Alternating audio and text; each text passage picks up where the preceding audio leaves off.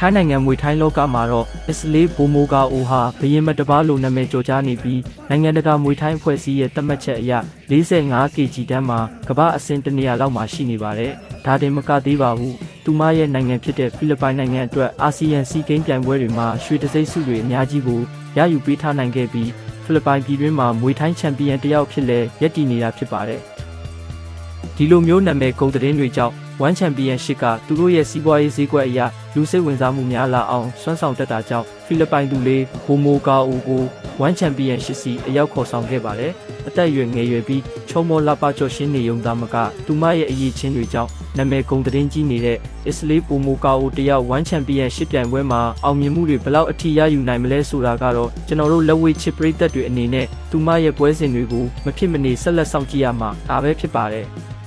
ကျွန်တော်တို့ရဲ့ My Sport ကနေအခုလိုမျိုးအားကစားသတင်းတွေအားကစားအကြောင်းအရာတွေကိုအမြဲတင်ဆက်ပေးနေပါတယ် channel လေးကို subscribe မလုပ်ထားရသေးဘူးဆိုရင် subscribe လုပ်ထားကြပါဦးနော် My Sport ကို Facebook YouTube တို့တွင်ကြည့်ရှုနိုင်ပါတယ်အဆုံးထိကြည့်ရှုပေးတဲ့အတွက်အားလုံးကိုကျေးဇူးတင်ပါတယ်နောက်ဗီဒီယိုတွေမှာပြန်လည်ဆုံတွေ့ကြရအောင်ဗျာ